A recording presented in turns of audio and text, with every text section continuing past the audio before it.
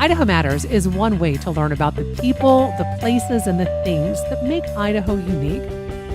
From the geography, the flora and the fauna, to the culture and arts of this place that we call home. Subscribe and listen to Idaho Matters today at boisestatepublicradio.org/podcasts or wherever you listen to podcasts.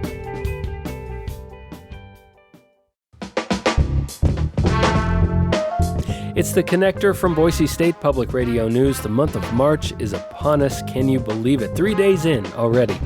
I'm Troy Oppie. Glad you're listening this morning. A bill giving Idaho cops the power to enforce federal immigration law is moving forward.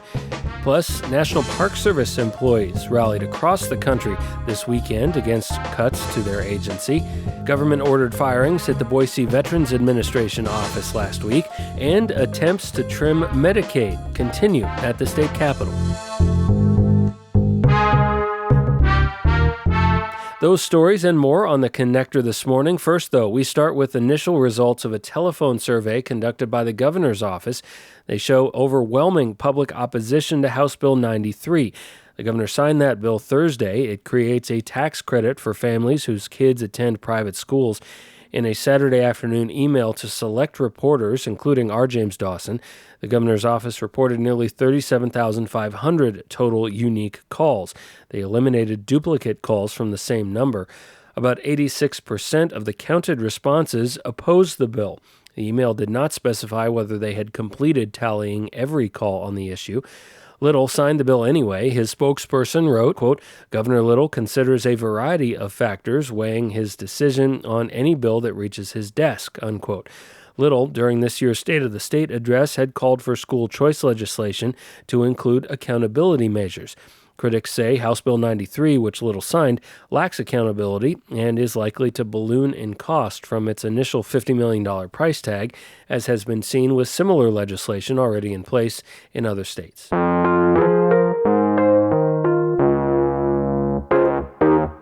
A bill giving Idaho cops the power to enforce federal immigration law is moving forward. Here's our Julie Luquetta with more. The bill would create a new category of crime called illegal entry.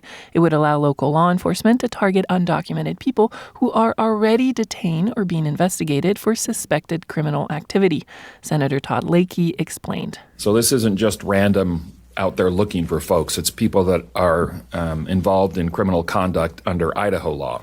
Amy Dundon from the ACLU disagreed, saying it was, quote, an extreme anti-immigrant bill that threatened due process and could lead to profiling. The bill would almost certainly be applied and enforced in ways that are uneven and deeply racialized. Senator Kelly Anthen pushed back, saying the country had a problem with its southern border. And it is troubling and maybe even hurtful that every time we try to address it, we are labeled some kind of a bigot. Senator James Ruckty said undocumented people were filling jobs the state couldn't find Americans to do, and pretending otherwise was insulting.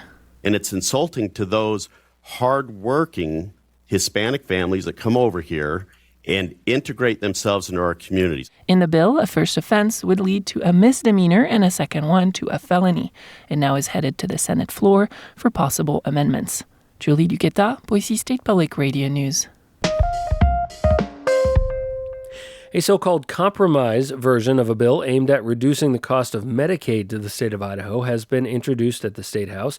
What is now a third bill this session targeting Medicaid, House Bill 345, calls for work requirements for able-bodied recipients and tax credits for anyone eligible under the voter-approved expansion of Medicaid toward the cost of health insurance on the state exchange. The Idaho Capital Sun reports the compromise bill makes mostly minor changes to a previous version of that bill and does not include the 11 policy demands on the federal government, which, if not met, would have repealed Medicaid expansion in the state. Those were part of an earlier bill, narrowly passed in the House but stalled in the Senate. The latest bill was introduced by lawmakers Friday. It is not on the House Health and Welfare Committee's public calendar today, but could receive a full hearing this week. Among other legislation expected to come to a vote today, the full House is expected to take up a bill blocking sugary snacks and soda from food assistance program eligibility, a bill reducing Idaho's individual and corporate income tax rates to 5.3% is awaiting its turn in the full Senate, And legislation shifting oversight of emergency medical services to the military division, where it would live alongside the State Department of Emergency Management, will be heard in the Senate State Affairs Committee today. That bill has already passed the House with bipartisan support.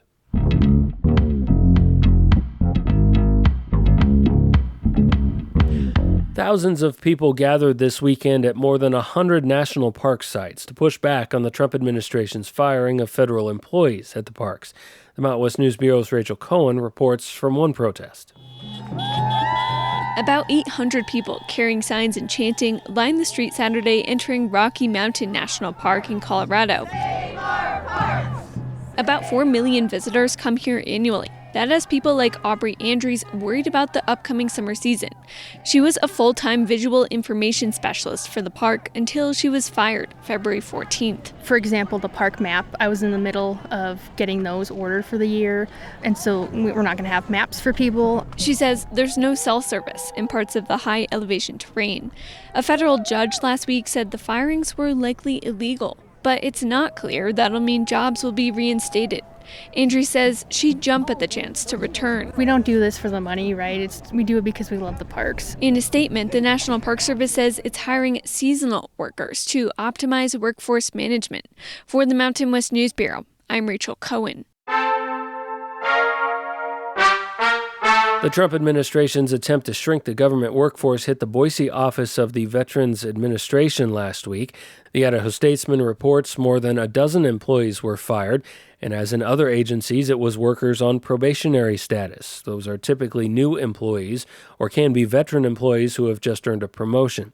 Workers at the VA who spoke with me confirmed the firings, but none could confirm a specific number. A Veterans Administration spokesperson confirmed to the Statesman, quote, a small number of probationary staff were let go, but that the decision would not affect the health care received by veterans at the facility. Multiple employees who spoke with me on the condition of anonymity shared differing stories of what information they're receiving, depending on what division they work in. Quote, there's no communication, said one. Another, who works in a different division, said they felt their supervisor was sharing everything they could and that their role was safe from cuts. Not every VA division lost workers, one employee said, but they feared future cuts. A memo from the Federal Office of Management and Budget, which appears to be carrying out cuts alongside of or recommended by the Elon Musk-led Department of Government Efficiency, has ordered government agencies to examine their operations for non-essential services and personnel and are asking agencies to submit pared-down budgets by mid-April.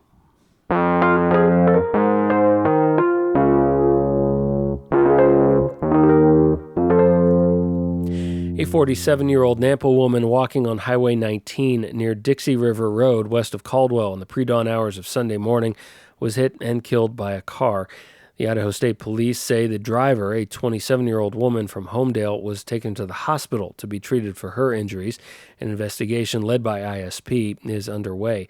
State Police will be the lead agency in a Magic Valley Critical Incident Task Force investigation into a fatal police shooting in Jerome County Friday.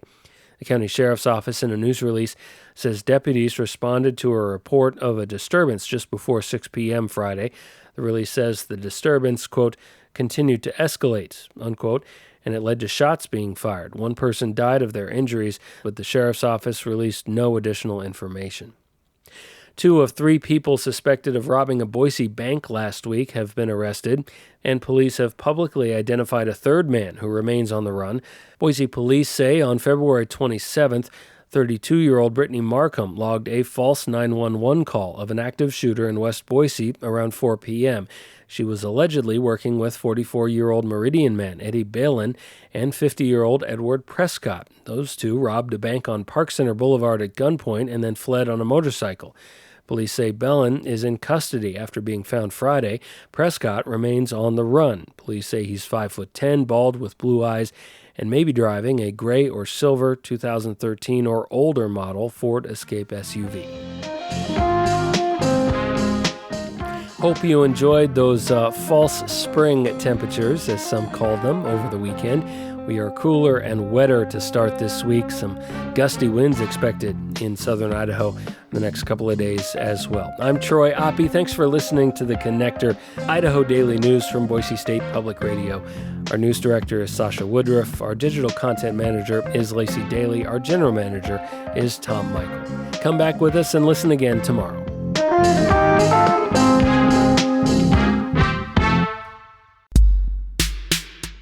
We're more than just podcasts and a radio station at Boise State Public Radio. We're a trusted resource and a lifeline for communities across Idaho.